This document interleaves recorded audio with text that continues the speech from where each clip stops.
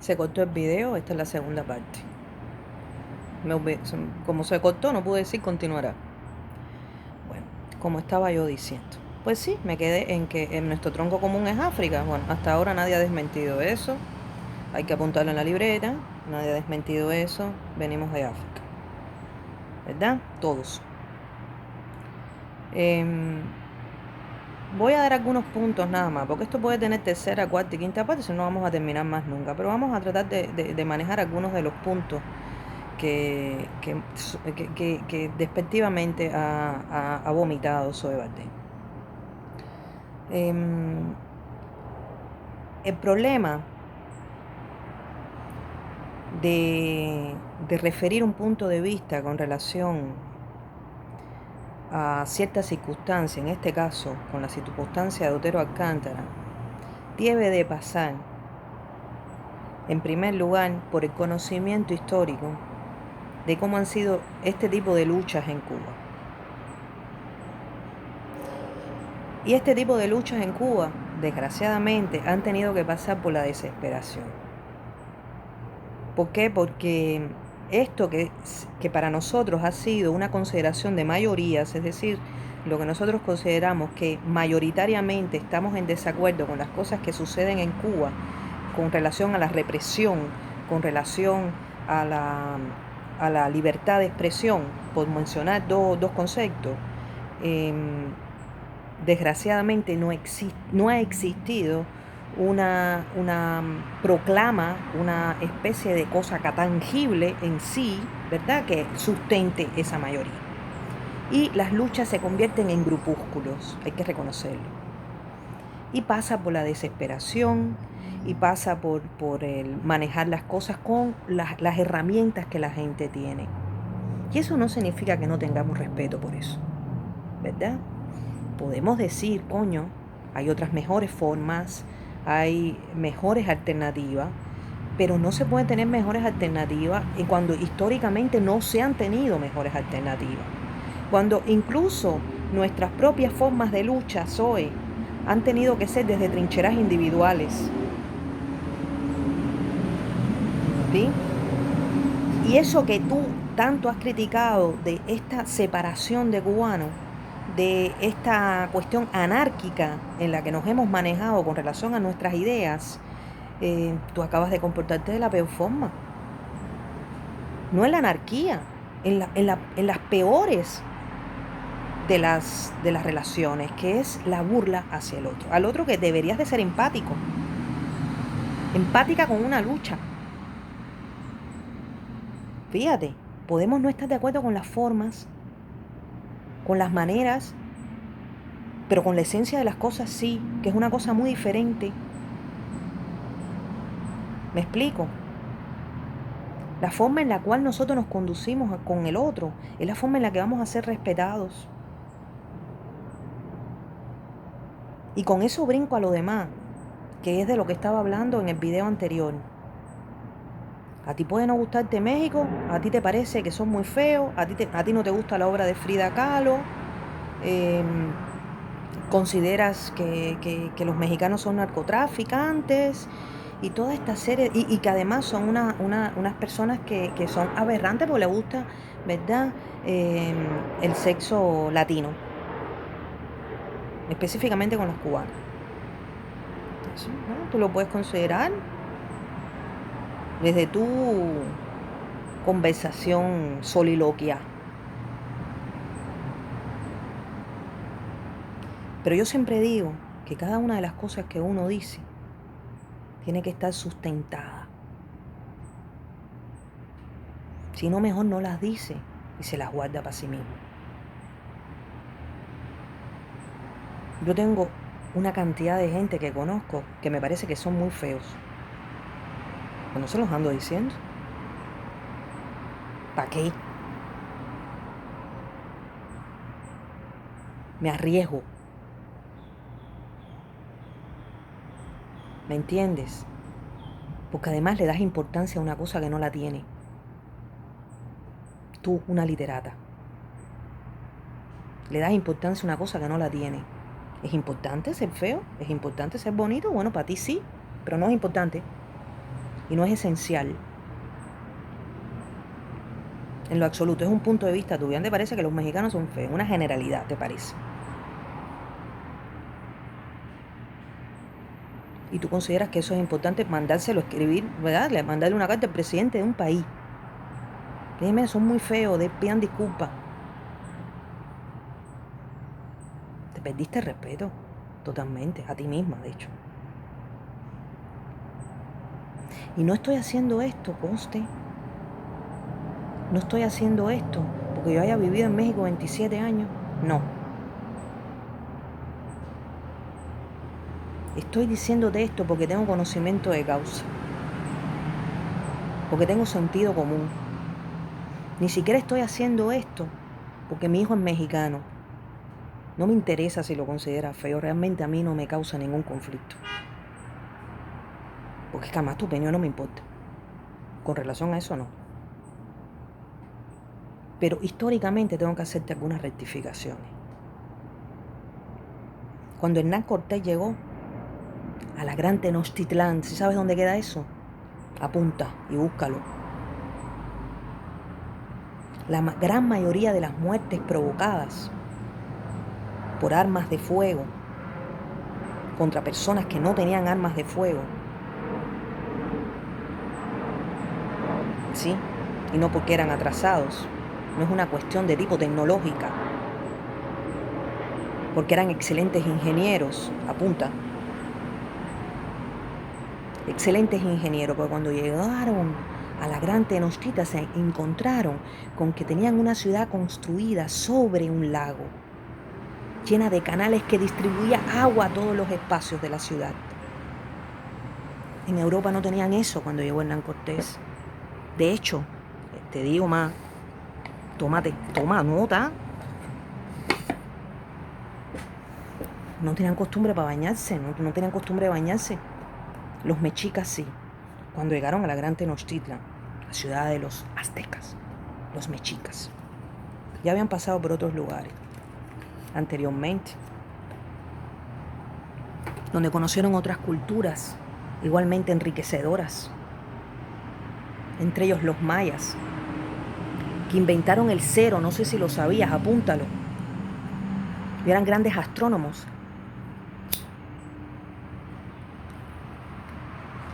Deberías hacer una visita a Chichén Itzá y te darás cuenta de la gran maravilla, que era saber simbólicamente cómo construir una pirámide, cómo construir, ¿verdad?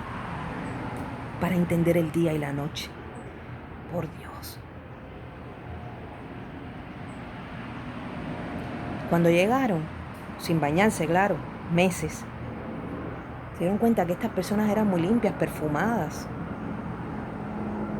Y estos pobres que no tenían anticuerpos para todas las enfermedades que traían estos, entre ellos garrapatas, empezaron a morir de a montones, porque no tenían anticuerpos para eso. Los mataron con las enfermedades.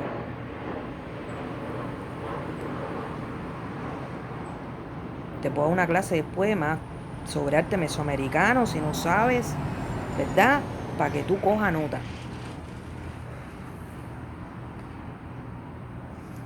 Cierro el capítulo ahí, porque te puedo hablar de muchísimas más cosas, pero te digo, puedo tener una conversación contigo y explicarte qué cosas le debe el mundo a las culturas prehispánicas. ¿Me entiendes? El aguacate que te comes. ¿Te gusta el aguacate? ¿Te gusta el tomate? No. Si no te gusta, no importa. Pero lo conoces. Son mexicanos. Y vienen de nombres náhuatl, que es la lengua que aún se habla en México, en algunas comunidades, y que era la lengua de los mexicas, el náhuatl. Y eso que ahora se llama aguacate, que está castellanizado, se llamaba aguacatl. Y eso que ahora se castellanizó y que se llama tomate, se llama tomatl. Esa es su raíz etimológica. ¿Me explico? el asunto de la fealdad es un asunto racial y es un asunto que conviene y concierne además al estudio de las razas en el siglo XIX, donde hubo clasificación de seres humanos. De hecho, la clasificación de seres humanos viene desde hace muchos siglos atrás, en donde incluidos los negros eran clasificados por su tono de piel. Y de acuerdo a ello, también eran considerados en su intelecto.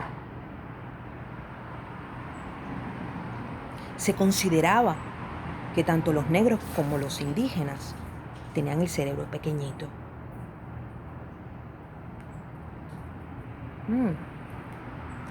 El que desmintió eso fue Bartolomé de las Casas.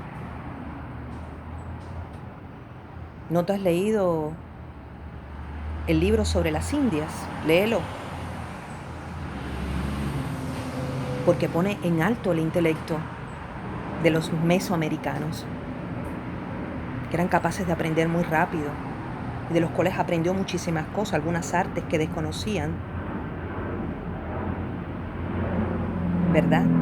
Como el trabajo de la plata, que después se importó a España, ¿verdad? Se exportó, mejor dicho, a España, y surgió el estilo plateresco en la arquitectura española. Se lo debe a México. Lee un poquito. Y también me voy a brincar un poquito, la historia de la pintura cubana, sobre todo la historia de la pintura cubana, de las vanguardias cubanas, son el resultado de que esos pintores hayan hecho estancias en la Academia de San Carlos en la Ciudad de México y haber aprendido cosas de la escuela libre, de la escuela al aire libre mexicana, de las formas de la escuela mexicana de pintura y del muralismo mexicano, que no es un invento de nadie más que de ellos mismos. Y después lo trastocaron un poco y convirtieron genialmente en las vanguardias cubanas formas que después se conocieron como formas transculturales en la pintura cubana, pero que le debe mucho a las formas del trabajo de la pintura y de la caricatura, desde Posadas, finales del siglo XIX, las influencias de la caricatura de Posadas de finales del siglo XIX en la caricatura cubana. No lo digo yo. Se estudia en la Universidad de La Habana. Quiero decirte, y te voy a decir otra cosa que no sabes. El concepto de americanidad lo dijo José Martí, ¿tú sabes dónde? En México, en 1875, en Bellas Artes, frente a una pintura de José María Velasco, el paisajista mexicano. La pintura se llama El Valle de México, búscala. Cuando se paró ahí, después hizo crítica de arte en la revista Universal.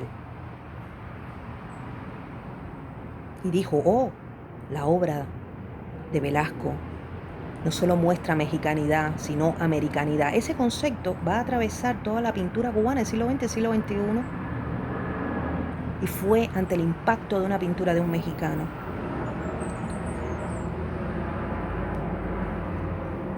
Esta es una clase muy somera, pero es para que tú cojas apunte. ¿Por qué México no tiene que pedirle disculpas a nadie con relación a eso? Está esperando que le den las gracias.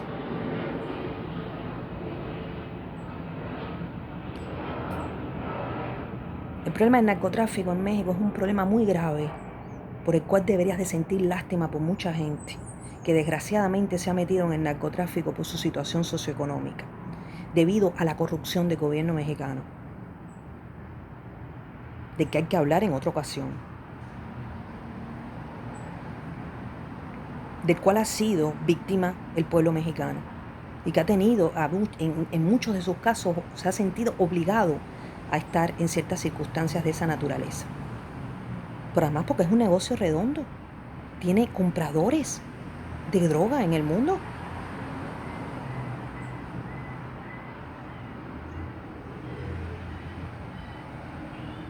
¿Me entiendes? Es un problema socioeconómico que hay que analizar y del cual hay que leer para saber y opinar.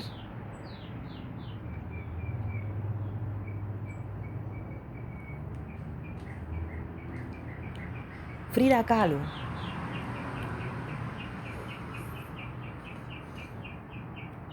podrá no gustarle a todo el mundo, pero hay que reconocerle algunas cosas. Ser portadora de un lenguaje que cae no solamente en el surrealismo, sino en el realismo mágico, en la pintura, no en la literatura, en la pintura, que deviene además de una influencia europea, estoy de acuerdo, pero que tiene un lenguaje particular. Ese es el lenguaje que se le reconoce a Frida, que no viene de cualquier lugar. Su madre era oaxaqueña, con ciertas habilidades también en el mundo del arte, y su padre era alemán, Guillermo Kahlo, fotógrafo, que hizo estancia y radicó en México, y que tiene fotografías hermosas. Ella vivió en un mundo estético toda su vida. Era una mujer con ideas increíbles, que cambiaron y revolucionaron muchas cosas en su época. Ponerse a pensar en que era una tarrúa es ponerse a pensar que es más importante, ¿verdad?, la historia de José Martí, la niña de Guatemala, que la obra de José Martí. Hay gente que le importa qué pasó con la niña de Guatemala, porque les encanta el chisme. Pero eso lo hace un ser humano. Y los seres humanos tienen sus debilidades y su vida personal. Los artistas no están fuera de eso. ¿Te das cuenta? Tu pensamiento con relación a México y su no deberle absolutamente nada pasa por un estado absolutamente de ignorancia. Porque además te voy a decir otra cosa, te voy a dar unos últimos datos para ya cerrar esto, porque esto si no se va a tardar demasiado. Fíjate lo que te voy a decir. La música cubana, esa que ahora de cierta forma es tan aplaudida en el mundo, una vez que se vuelve a recuperar después del fenómeno del Buenavista Social Club, no sé si lo sabes, más allá de tu punto de vista, esa recuperación aparentemente de la música cubana, porque la música cubana además ha atravesado a todo el proceso de la música en este planeta, ¿verdad? Y ha tenido enormes influencias incluso en la música americana y en los fraseos de algunas de las canciones, incluso francesas y españolas. Ahí están las habaneras. Y ahí están ciertos asuntos rítmicos. Pero alguna de esas pasa, de esos asuntos sobre la música cubana, en Cuba no fueron entendidas, no todas, no todas. Ahí está el caso de Pérez Prado, porque a Pérez Prado nadie en Cuba lo entendió con el mambo. ¿Tú sabes dónde lo entendieron? En México. Y por eso se quedó a vivir ahí. Se casó con una mexicana y tuvo su familia en México, ahí murió. Y de ahí nunca se movió, porque México fue el que lo entendió. Y después de que México entendió el mambo y lo hizo famoso, empezó a vivir de eso, de la figura en mambo en el cine de oro mexicano, entonces en Cuba dijeron, Pérez Prado es nuestro. Y lo mismo le pasó a Benny Moré y de hecho también a Celia Cruz, que hicieron su carrera en México. Hay que decirlo. Después, a partir de ahí, tuvieron otros desarrollos. Yo no estoy diciendo que no, pero hay que pensar las cosas históricamente para no equivocarnos hoy. Y tú sabes por qué defiendo todas estas cosas, porque lo mismo haría si fueras injusta con otro lugar. Porque es como decir, ¿verdad?, que los nigerianos, ¿verdad?, le tienen que pedir disculpas al mundo por ser tan atrasados. Y ahí te comes una pata, ahí te hubieras comido por una pata. Imagínate todas las influencias que hay dentro de la lengua, ¿verdad?, en Cuba, de los modismos de la lengua cubana y de los propios cubanismos, y te llevas de corbata incluso la rítmica, y te llevas de corbata una pile de cosas. Y voy a cerrar esto con una mexicanada.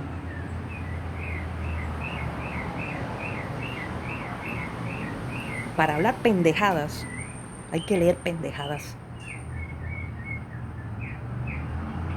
¿Sí? Porque ser pendejo es bastante fácil. Pero quedar como un pendejo es mucho más fácil.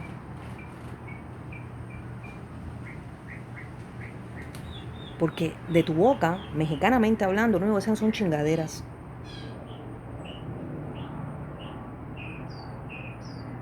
Te lo puedo decir a la cubana, pero es la misma mierda. Cierro por hoy.